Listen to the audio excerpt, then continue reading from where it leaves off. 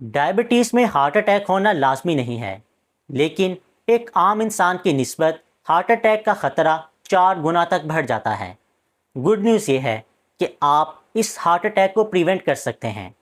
आज की वीडियो में मैं आपको कुछ ऐसी स्ट्रेटजीज़ बताऊंगा जिन पर अमल करके आप ना सिर्फ खुद को बल्कि अपनी फैमिली को भी हार्ट अटैक से बचा सकते हैं, इसलिए वीडियो को पूरा ज़रूर देखें।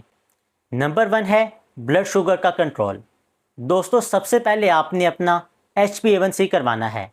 ये आपको पिछले 3 माह की एवरेज शुगर बताएगा कि आपका शुगर का कंट्रोल कैसा रहा है। आपका टारगेट होना चाहिए कि ये वैल्यू 7% या फिर इससे कम आए, क्योंकि ये वैल्यू जितनी ज़्यादा होगी हार्ट अटैक का ख़तरा उतना ही ज़्यादा बढ़ जाएगा। वजह क्या है? हाई ब्लड शुगर हमारी खून की नालियों को डैमेज करती है।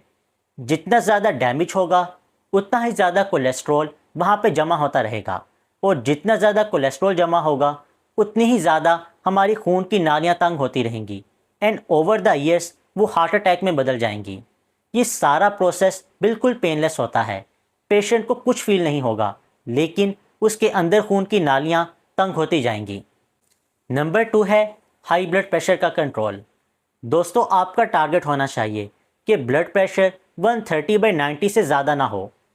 रीज़न ये है कि डायबिटीज़ की वजह से हमारी ब्लड वेसल्स ऑलरेडी डैमेज होती हैं, मतलब नाजुक हो चुकी और कमज़ोर हो चुकी होती हैं। ऐसे में जब हाई ब्लड प्रेशर का दबाव बढ़ता है तो नालियों में ब्लॉकेज होने का ख़तरा बहुत ज़्यादा बढ़ जाता है, और ना सिर्फ हार्ट अटैक का बल्कि स्ट्रोक का ख़तरा भी बढ़ जाता है। इसलिए अपने ब्लड प्रेशर को ज़रूर मैनेज करें। नंबर 3 है कोलेस्ट्रॉल, स्पेशली LDL।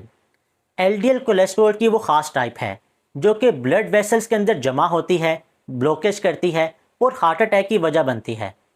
बहुत सारे डायबिटिक पेशेंट में कोलेस्ट्रॉल का नंबर बिल्कुल नॉर्मल आता है, लेकिन डॉक्टर्स फिर भी स्टैटिन थेरेपी रिकमेंड करते हैं।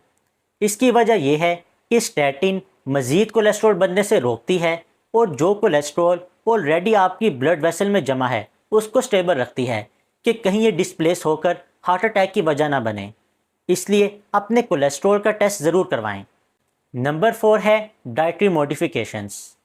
Refined carbs, refined sugars, trans fatty acids and नमक, ये तीनों चीज़ें हमारी ब्लड वेसल्स, ब्लड प्रेशर और ब्लड शुगर को बहुत ज़्यादा अफेक्ट करती हैं। इसलिए इनकी बजाय आप सब्ज़ियाँ, फाइबर्स और लीन प्रोटीन खाएं, ताकि आपका ब्लड शुगर का कंट्रोल और ब्लड प्रेशर का कंट्रोल बेहतर हो सके।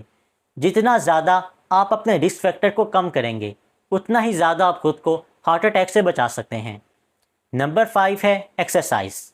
1 वीक में कम से कम 150 मिनट की मॉडरेट एक्टिविटी ज़रूर करें, जैसे कि तेज़ तेज़ चलना या फिर साइकिलिंग वगैरह।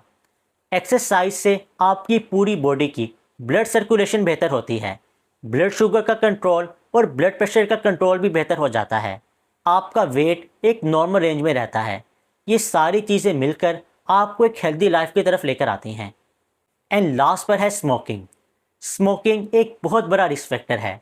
आपके heart attack, stroke, high blood pressure और हाई ब्लड शुगर, ये तमाम चीज़ें स्मोकिंग से बहुत ज़्यादा इफेक्ट होती हैं। इसलिए कोशिश करें कि स्मोकिंग को मुकम्मल तौर पर छोड़ दें, ताकि आप अपने हार्ट अटैक का ख़तरा कम कर सकें।